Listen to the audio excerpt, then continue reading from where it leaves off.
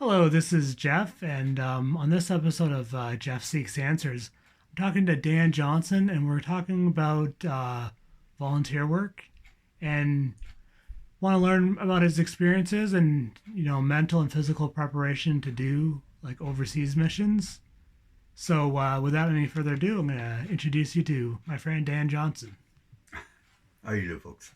I tell you something. This is going to be good. All right. Okay.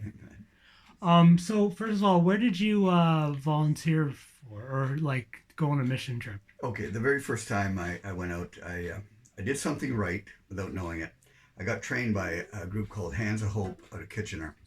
Went there about 8 times for a night session and learned a lot of stuff. And then we put up a school in a garbage dump in Mexico City. And it was during that week that I realized how well trained we were. I think one of the biggest mistakes you can do if you want to get into missions is go on your own. They're going to eat you alive. There's so much that you need to know from the locals or people that have been established. Well, what was like the first bit of culture shock that you experienced on your first mission trip? When we got to Mexico, I didn't have a foot on the ground yet, and a little girl was playing peekaboo with me. So I step across, she runs away, and I look around back where she had run, and she had picked up her dress and was running around broken glass and rusty iron and things like that, like a little princess girl would dance through a water garden. You know what I mean? And I thought, what a difference. She was dodging broken glass and stuff, rather than, Wow. It really touched my heart and moved Yeah. me. Yeah. Did you have trouble acclimatizing yourself to like the temperature there, or No. food? Was that ever an No, issue? there too, I've been very, very lucky. I've never gotten sick or anything like that from eating any food. I was told in Haiti, never eat on the street or in a Haitian restaurant. Yeah. I did both those things and I never got sick. Oh, that's wonderful. Yeah. So when you went to Haiti, was that also with Hands of Hope?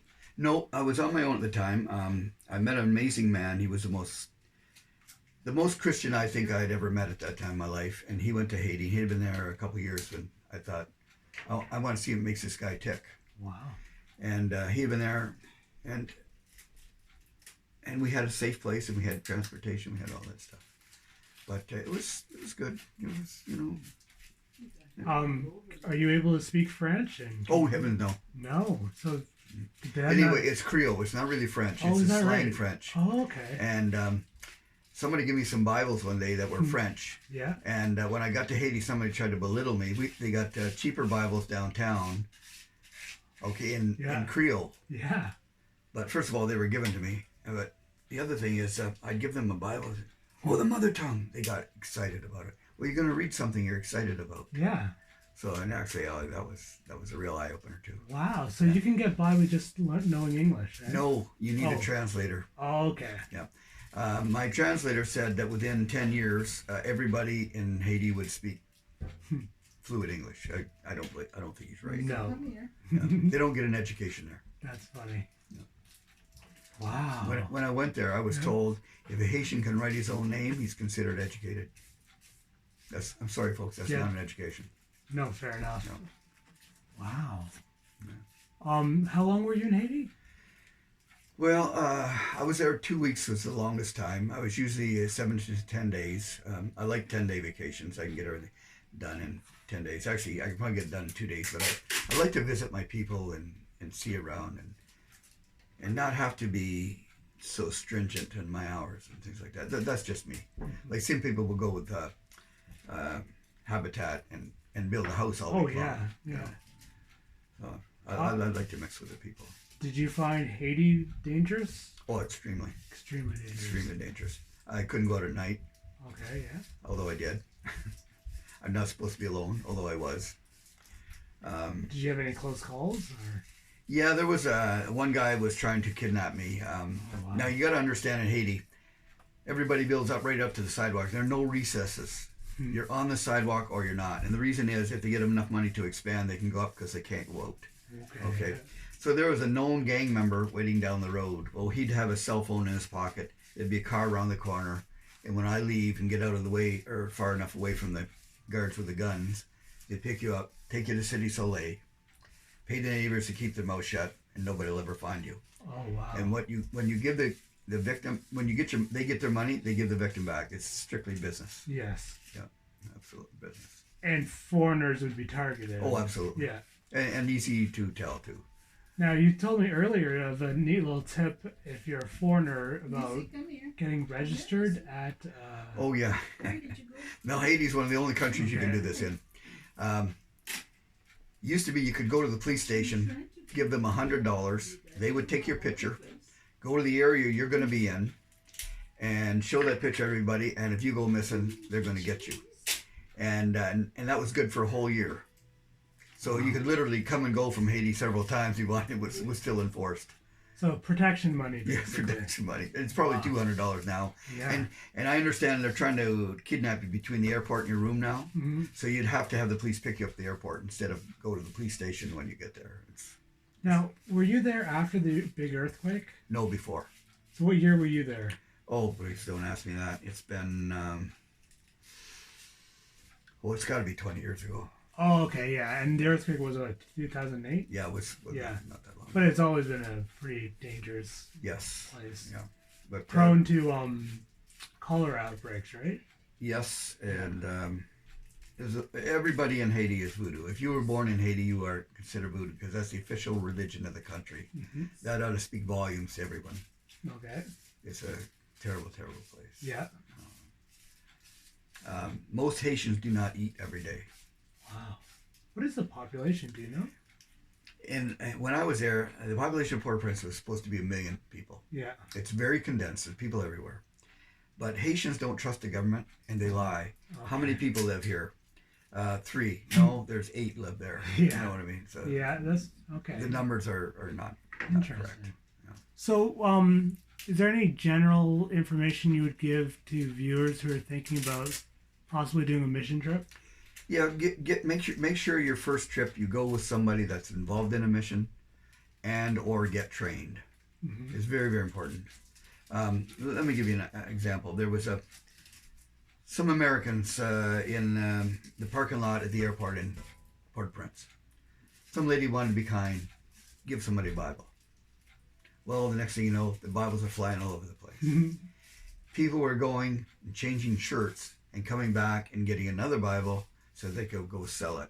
Oh, okay. All she did was lose her Bibles. That's it. They're going to sell them. They're not going to read them. Well, I guess the hope is that whoever buys them will... Yeah. I'm sure the word's there somewhere. Yeah. But, you got to... The Bibles weren't even probably intended for that group. The people that were intended for didn't see them. You kind of have to weigh your intentions on being helpful and giving to being prudent and resourceful. Yeah, I have something that's I hope doesn't shock too many people, but after my first year there, it took me 5 years to get back. Mm-hmm. And every day I'm praying for the Haitians. Lord, I got to go. I'm running ahead of the Lord. They need me now, Lord. We got to help them now. And once I got there, I wasn't there anymore in a few hours, and I seen why the Lord trained me for 5 years. So I got there with a pocket full of money, going to help a bunch of children. The first thing I run into was a man suffering from appendicitis. The doctors there won't do anything till you pay them first. If I spend all my money on that guy, I can't help these 20, 25 kids over here. I had to walk away. Wow. Before those 5 years, I couldn't have walked away. No.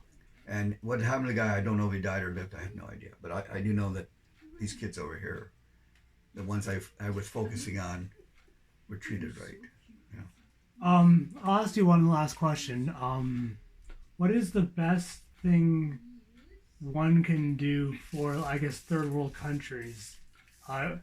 Once you're there, like is it building houses? Is it education? Is it digging a well? Like what? Well, what would you suggest? Every country is different. In Africa, they need wells. Fair enough. Yeah. In Haiti, the water is polluted. Yeah. But the Canadian military, when they went there, they put in a well, and just happened to be in the very geographical center of Port-au-Prince. Mm-hmm. And I see this pipe about this long with white, clean water coming out. If you've got 2 legs and a pail, you can go get free water. That's nice. Yeah, the Canadians did that. It was wonderful. I'm sorry, what's the question again? Well, I'm just thinking practically. Oh, yeah. Yeah. All the countries are different. Mm-hmm. And Haiti's very dangerous. You could fly over Port-au-Prince and throw a bunch of money out the window. Yeah. Would do somebody wonders. But the hands-on thing too is a great satisfaction. One day I was beside a school of little girls, and I'd go over at night and I'd show movies and cartoons. I made sure every little girl got a little doll, a soft doll. I don't like giving out those Barbie type dolls because they're hard and they're hard to hug. Yeah. That's and true. every little girl got a doll and a skipping rope. So I'm up on the flat roof next door. This little girl skipping, she sees me. She puts down her skipping rope. Aw. I'll tell you. That's amazing. Oh, That's yeah, it almost universal. brings tears to my eyes right now. Yeah. That was worth the whole trip right there. If I never did another thing that trip, it was worth it. Wow. That was just a wonderful thing to happen. So one final question. Yeah, go ahead. Do you have an idea of what your next mission trip may be if you do go on one? I'm 73 now, and my health is starting to not fail, but I need a new hip, things like that. I don't know if I'll ever get away again, especially with this COVID thing going on. Mm-hmm. Would I like to go? Yes. My focus has changed off of Haiti recently, and I discovered the island of Dominica. It's called the Commonwealth of Dominica, and it's a Christian country. And I would go back there again and help the locals that I met. That's wonderful. Yeah, I would like to do that. They're wonderful people, and they're Christians too. It's a Christian country. Well, thank you for listening to me and my friend Dan Johnston. I hope his information was helpful. If you have any questions, feel free to put it in the comment sections, and I'll go back to Dan and try to have those questions answered. And thank you for your time, and I hope this has been helpful. May I say one more thing? Absolutely. Wear Canadian stuff, okay? Okay. If you're in Haiti and you're white and you only speak English, they automatically think you're American. No, I'm not anti-American. I don't want anybody to think that. Mm-hmm. But for me personally, I like people to know I'm Canadian. I've actually heard that for other places too. Yeah. Okay, well, thank you for that final tip. Yeah, and hopefully you guys provide more feedback, and we can help you if you're thinking of going overseas, and hopefully helping all the locals. Yeah, that'd be wonderful. Thank you very much. You have a great day, and God bless you. God bless. Bye. Bye-bye.